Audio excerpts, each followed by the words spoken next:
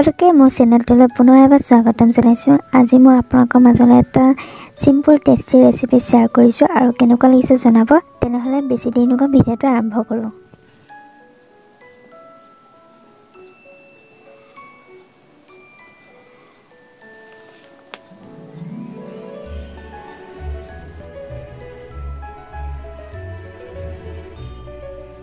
এতিয়া লৈছোঁ 3টা ডাঙৰ ডাঙৰ পিঁয়াজ আৰু জহা কোমোৰা, আলু এইখিনি কাটি লৈছোঁ আৰু জলকীয়া, কেঁচা জলকীয়া।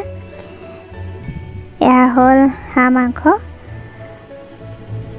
এয়া তেজপাত, জিৰা, লং, ডালচেনি, ইলাইচি আৰু পিঁয়াজখিনি মই কাটি ল'লোঁ। জলকীয়াখিনি ফালি লৈছোঁ আৰু হাঁহ মাংস খোৱাৰ ভিতৰত ময়ে খাওঁ।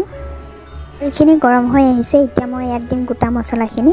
1 মিনিটৰ কাৰণে ভাজি ল'ম। লগতে দিম কাটি লোৱা পিঁয়াজ আৰু জলকীয়াখিনি। পিঁয়াজ জলকীয়াখিনি যেতিয়ালৈকে কালাৰ চেঞ্জ নহয় তেতিয়ালৈকে মই ভাজি ল'ম। অলপ কালাৰ চেঞ্জ হৈ আহিছে। এতিয়া মই জহা কোমোৰা আলুখিনি পিঁয়াজৰ লগতে ভাজি ল'ম অলপ সময়ৰ কাৰণে। এতিয়া মই দিম নহৰু আদা পেষ্ট আৰু নহৰু আদা পেষ্টখিনি মই ধুনীয়াকৈ ভাজি ল'ম যেতিয়ালৈকে কেঁচা গোন্ধ নাযায় তেতিয়ালৈকে। লগতে দিম নিমখ আৰু হালধি আৰু এইখিনি ধুনীয়াকৈ মিক্স কৰি ল'ম আৰু নিমখ হালধি আপোনাৰ নিজৰ জোখৰ মতে দিব।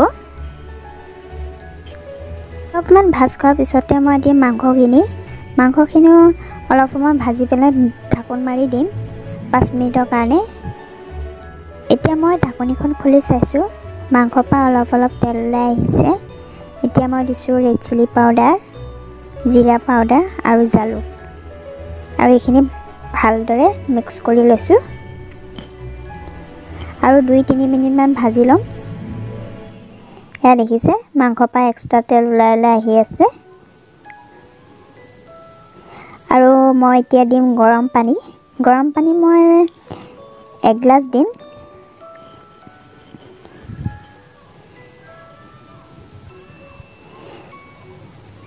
মিলাই ল'লোঁ। এতিয়া অলপ সময়ৰ কাৰণে থাকি 2-3 বাৰ উতল অহাৰ পিছত মোৰ মাংস ৰেডি হৈ আহিব আৰু এয়া মাংসৰ পৰা বহুত ধুনীয়া তেল ওলাই আহিছে আৰু মাংসটো বহুত তেলীয়া হয়। যেতিয়া মই ধুইছিলোঁ তেতিয়াই গম পাইছোঁ। আৰু মই ইমান জোল নকৰোঁ, অলপ গ্ৰেভি টাইপ কৰিম কাৰণ মই অকলে খাম যিহেতু, পাপাইটো নাখায়। এতিয়া মোৰ হাঁহৰ মাংস ৰেডি আৰু কালাৰটো বহুত ধুনীয়া হৈছে আৰু মই এতিয়া বাটি এটাত নমাই ল'লোঁ। আৰু এনেদৰে বনোৱা নাই যদি বনাই চাব আৰু ভাল লাগিলে লাইক কৰিব, শ্বেয়াৰ কৰিব আৰু লগতে ছাবস্ক্ৰাইব কৰি দিব আৰু মোৰ ভিডিঅ'বোৰ চাই কেনেকুৱা পাইছে জনাব কমেণ্টত। তেনেহ'লে বাই বাই।